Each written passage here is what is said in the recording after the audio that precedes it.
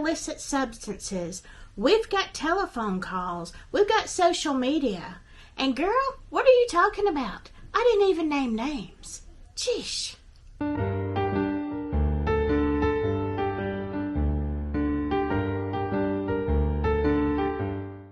Comments are just off the charts. I don't even know what to say to you. Obviously, you did not watch my videos, so whatever.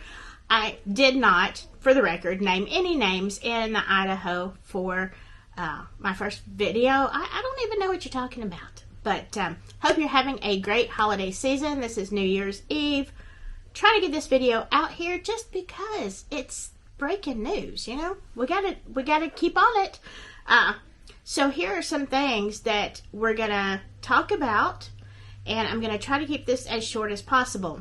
Okay, let me start with the infamous phone call. I know some of you have probably heard it, maybe a lot of you, but if you haven't, there's a phone call that came into another live stream. I'm going to leave the link. You can see the name right here. This is the channel, and if I can get that exactly right, I'm going to leave a link to that video.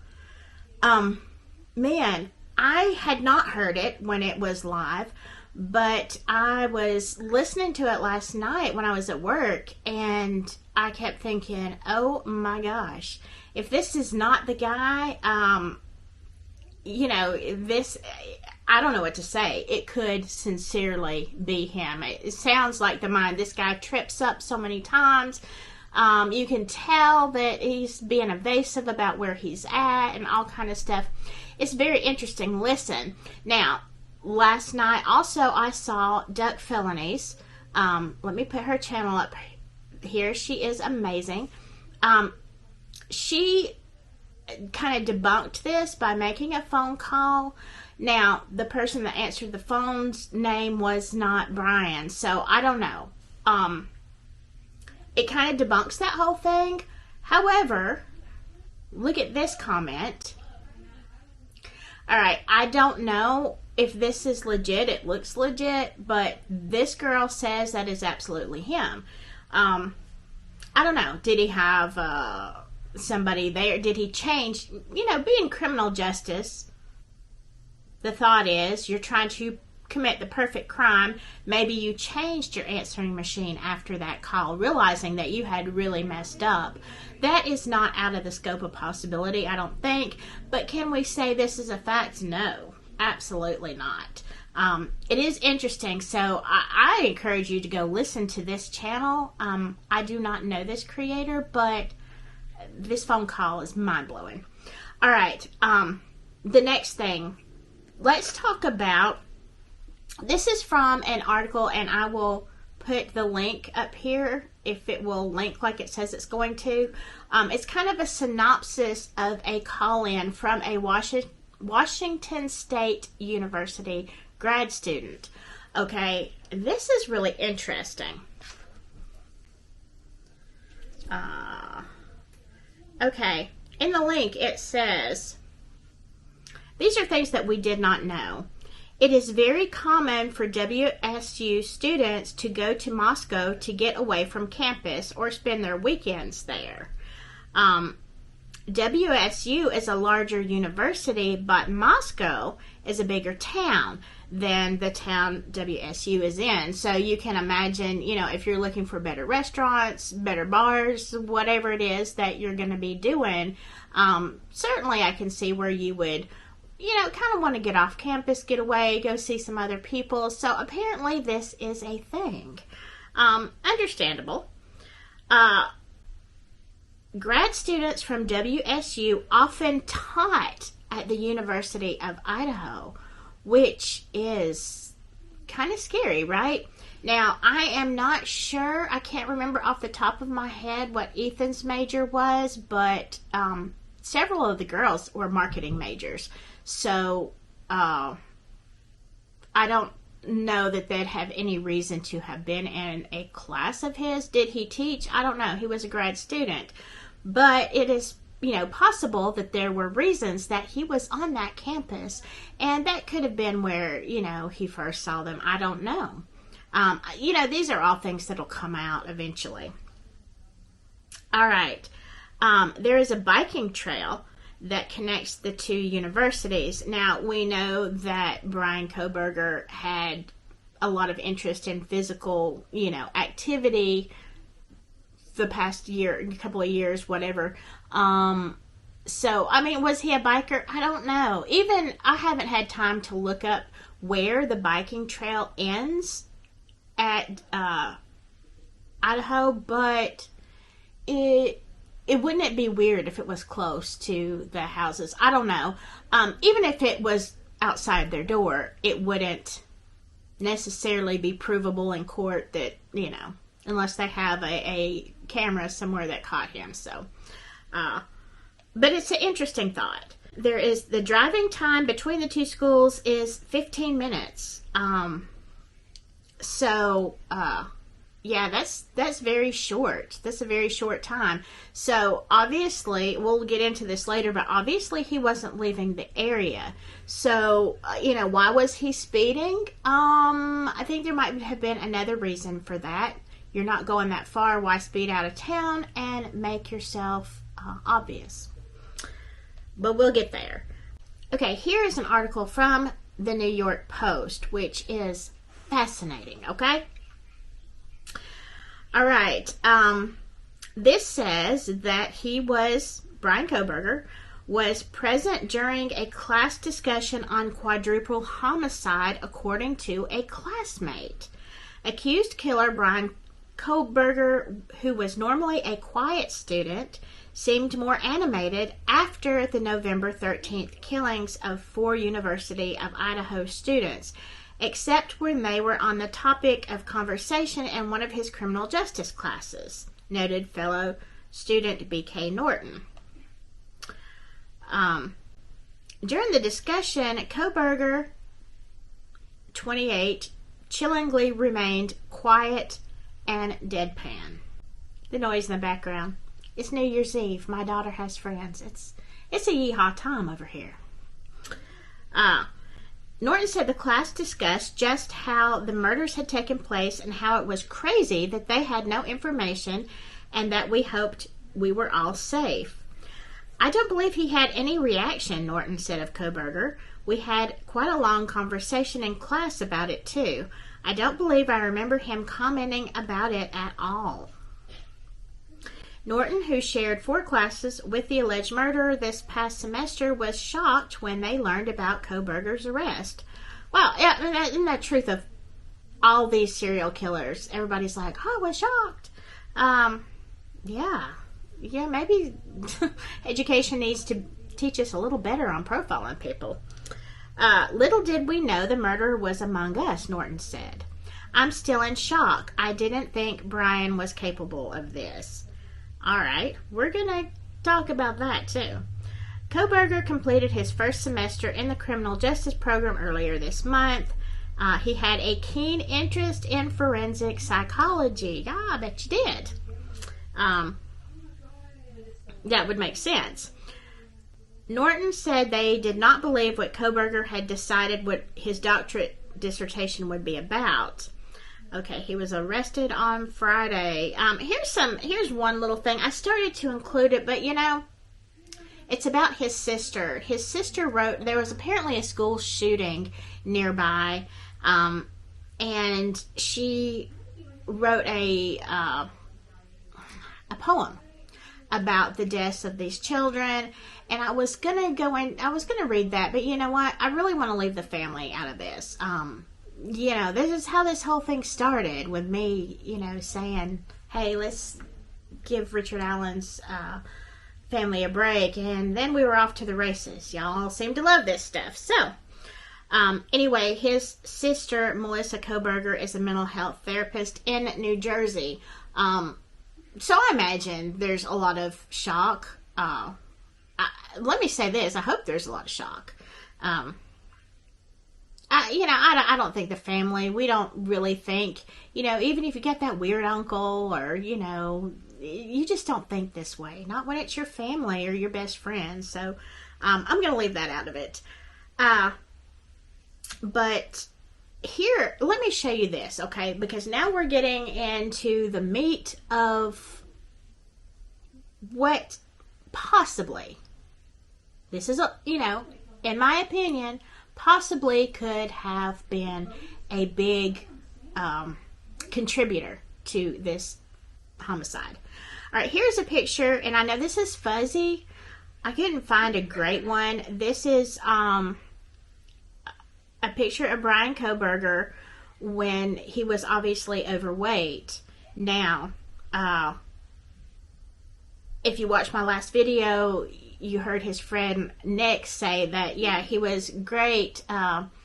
He was a good friend, but, all of a sudden, over the summer, he had lost a ton of weight, and with that, he became aggressive. Okay, so let's go back to the last video. He was very thin. He said rail thin. He was very thin. He became aggressive. He took up boxing classes, and he was hitting on Nick's girlfriend in a very overt sexual way. So he had never been that way before, according to Nick. He knew him, worked with him, and all of a sudden he said he changed 100%. Now, you can think, okay, maybe he had a boost of confidence, losing weight and getting fit, whatever. But here's the problem with that. You might be happier, you might be more confident, but you are not going to be a jackwagon, okay? There is only one thing that I know of that causes a big change in personality, and this has already been said by multiple people, that there have been allegedly reports of heroin use. One person I heard said methamphetamine.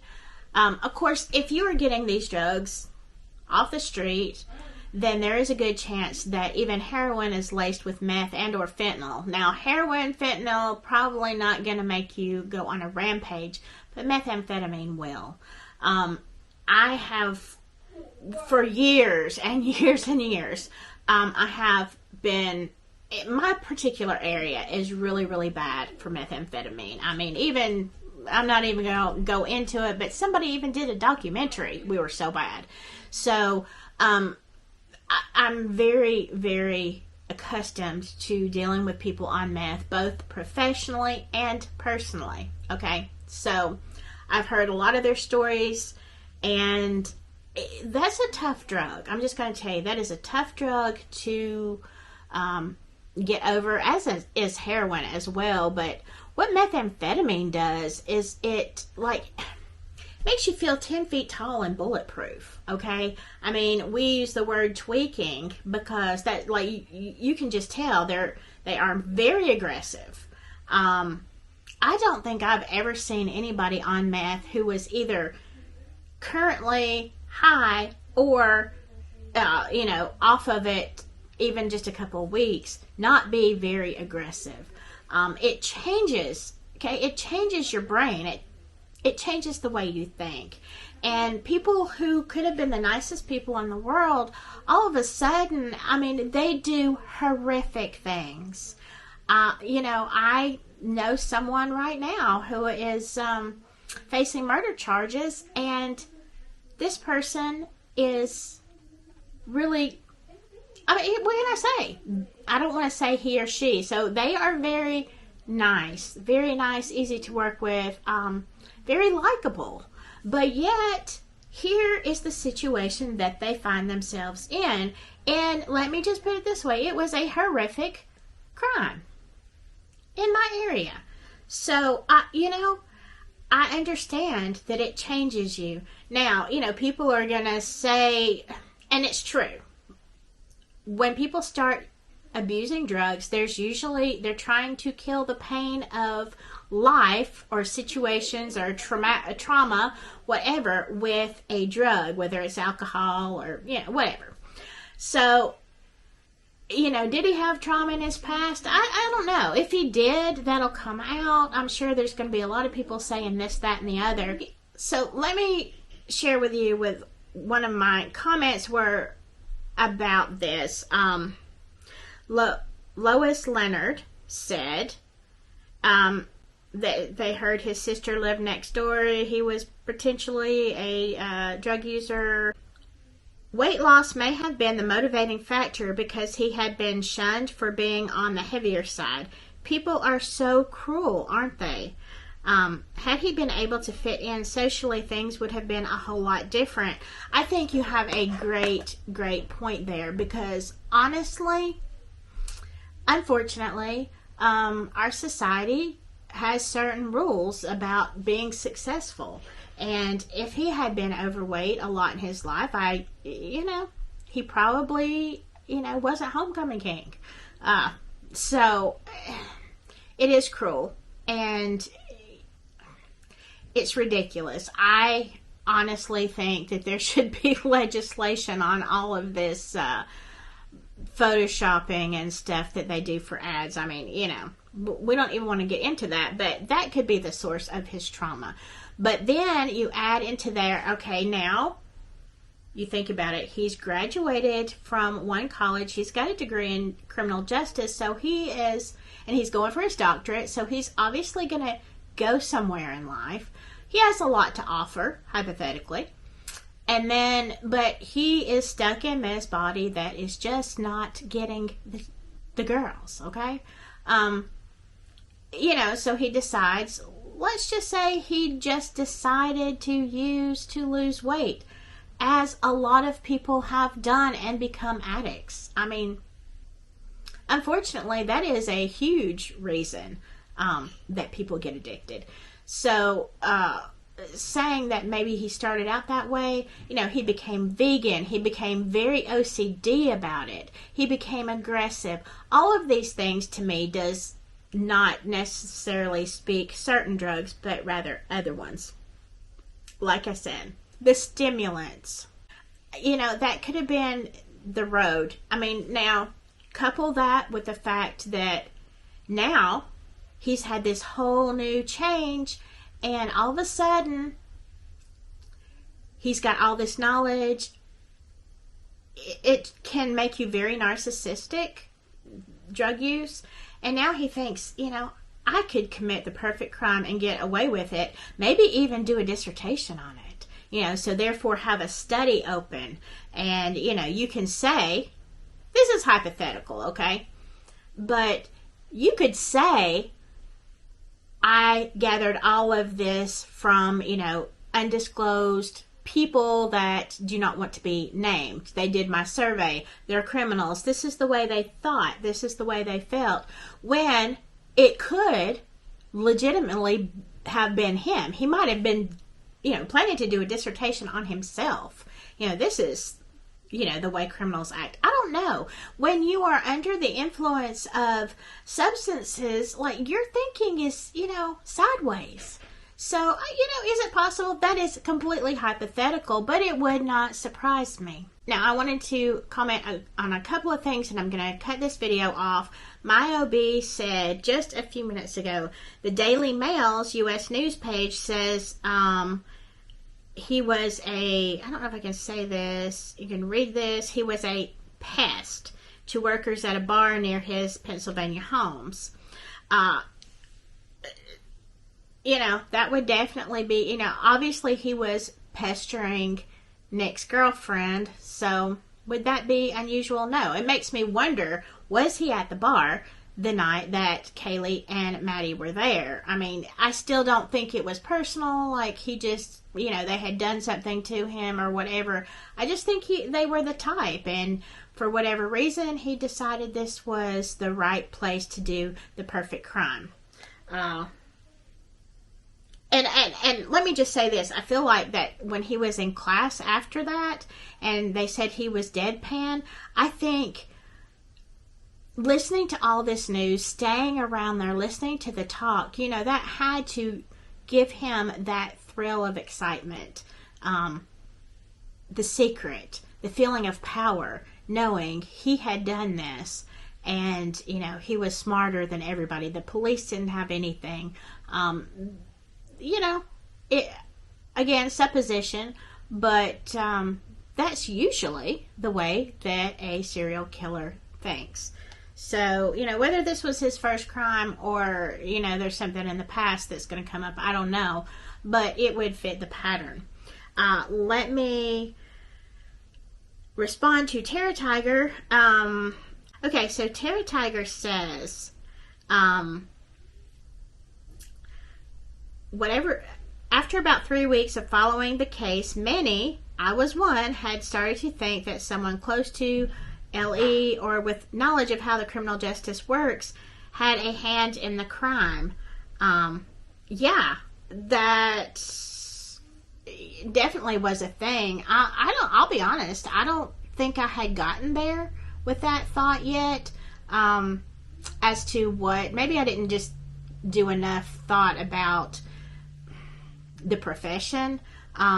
As far as the characteristics and profile, I felt like I could figure what type of person, but yeah, I hadn't gotten that far. So, and then Terra Tiger also asks, do you think Bryan, as a criminal justice student and insider, has a technicality or loophole he might exploit to make conviction difficult, if not impossible? And also, they ask, why did he ask if anyone else had been arrested? Do you think he had accomplices? That one's easier to answer. I don't think he had accomplices. I could be wrong. I think he wanted all the credit to go to himself. I think he wanted to be the sole mastermind. I don't think he was going to share that power or glory with anybody. That being said, could he have conversed with somebody? Let's say somebody disturbed did fill out his survey, and maybe he found a like-minded person that he could have a discussion with, under the guise of this is his research. Maybe he got some good ideas. Maybe there was somebody who had a little bit of knowledge, but not enough to say, okay, you don't assume that the, creator of a survey is actually a, killer. So, could he have? Yeah, maybe. But I think he wanted this one all on his own. As to evidence, do I think that there's a loophole? Here's the only thing that concerns me, is that they did not have any. Well, they got the DNA evidence from the crime scene. But when I was watching a program earlier today, they were talking about how he wasn't in the CODIS. Of course he wasn't, because he wasn't a criminal. So they had to kind of go around and genetically build a family tree. Then they had to get, DNA evidence from the family. Hypothetically, this is the way it usually goes, and build a profile for this person and, match his DNA. Well, in this program, they were talking about laws, and I don't know if it's an across-the-board law, y'all, somebody educate me, or if it's a state law, how evidence can be obtained. I know a lot of evidence can be obtained through things like napkins, straws, garbage, anything public that, you discard. So, but then there was one discussion that said, no, that's not always legal. So, to answer your question, could he escape this on a technicality? Other than the obvious ones of Miranda rights and stuff like that, he certainly has a lot of knowledge of law enforcement procedures, because that is one of the things that you study in criminal justice. And, there probably could be, but I would think that how they obtained the DNA would be a huge question. I hope to goodness that this is not an issue, and that this does not get him, exonerated. I think he also has some mental tricks up his sleeve, just like Ted Bundy. Look, they're so, in some ways, they're so similar. I think that he was a narcissist, but just like Bundy, when it was studying the law, mean, he wanted to become a lawyer, knowing what he was doing, you know, out here. You know, I hope this guy doesn't, well, I don't know, maybe I do. Maybe he'll try to represent himself in court, you know. That's always good, right? That always works out great for the criminal. But whatever. I think, you know, it could be somewhere in that area. We'll see. I hope not, though. I hope not, Terra Tiger. Okay, I am going to wrap up this video because I know you've got things to do, and it is the holidays. I hope you have a great, happy new year, and that 2023 is your year. I'll see you later. Bye-bye.